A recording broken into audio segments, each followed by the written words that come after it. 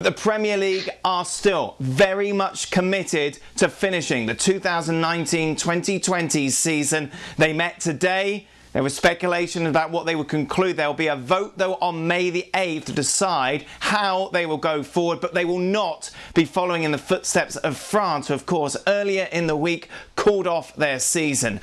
Now, I want to bring your attention to a tweet that Craig put out just earlier today, talking about the return of the Premier League, saying, "Can't see a feasible pathway for the Premier League this season. It's folly to try and play the games in the current climate.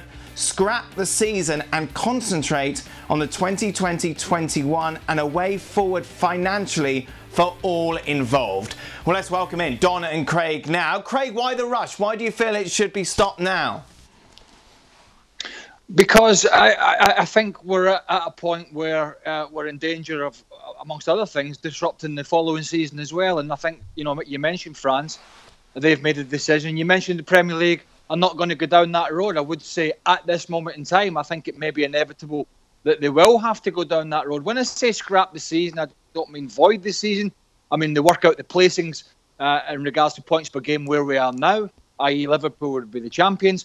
But, as we speak now, there's been over 27,000 deaths in the UK, Dan. And in the last 24 hours, more than 700 more deaths alone. So clearly, we're not getting on top of this, and Britain is not the only country. And for the Premier League to be, well, they can think about still playing, but I think realistically, it's about next season for the safety of all involved. And even if that was to be the case and potentially play in the first weekend in September, say, I still think that's a rush. I still think that's a doubt. But why the timeline? Why can we not say July the 1st, for example? Get things back up and running, play the games over the week, 2-3 matches a week. Then we're going to catch up. Why is next season a priority over this one that's almost done? Well, we don't know if we're going to be able to play by that time. Players are going to be out of contracts as well. We've got a transfer window. We've got so many things to think about on top of people losing their lives. So I just think this pandemic has been too problematic, has been too severe. There is a lack of getting a handle on it, no matter what governments will tell you, because people are still dying at an alarming rate. And I think you've got to look further forward than the next few weeks. And I think somewhere down the line, you've got to make a decision. Some countries have done that. And I think inevitably, the Premier League and others may follow suit. Don, what's your thoughts on it? I just think it's a little bit hasty if we make a decision now. I think we've got loads of time. I take every single thing on board what Craig said.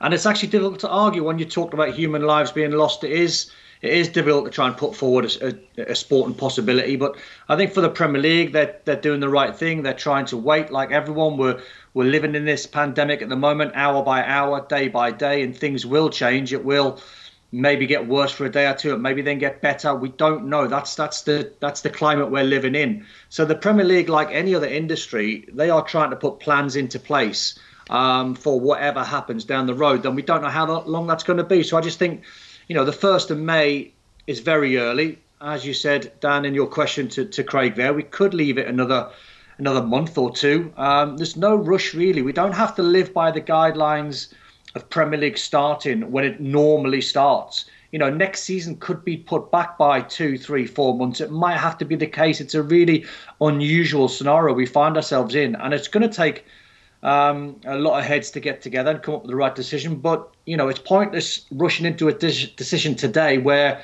we cancel the league and we award Liverpool the league and no teams go down, or whatever the scenario, if then in, say, 2 weeks' time or a month's time or 2 months' time, we then find a cure. So I think we have to be a little bit more patient. I know everyone wants answers now, and that's just the world we live in, but we have to be more patient.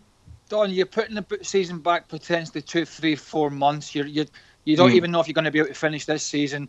You're disrupting then 2 seasons at least. You've got the Euros next summer. There are all sorts of logistical issues that would entail, rather than just doing what other countries have done and say, listen, we are going to finish the season on sporting merit, on points per game. I know it's not fair, but this is not a fair scenario. Liverpool are going to be champions. I know a lot of people, particularly United fans, have a problem with that. But, from a neutral point of view, I don't. I don't think we should be relegating teams. And people will say, well, how can you hand the title out and then not relegate teams. And I think the legality of the relegation is way more complex than giving a team a title at the other end. I think what the Premier League and other leagues will be doing is trying to negate the lawsuits that will come. And inevitably, there will be some. But they're going to try and negate as many of those as possible. And I think the Premier League, for example, could be inflated at least for one season by 2 or 3 teams from the Championship. And we would have, 5 or 6 teams been relegated next season to get it back to 20 teams. But that is just where we are at the moment. And I think to make a decision, and I don't mind them waiting another couple of weeks, but I don't want to be waiting another 6 weeks.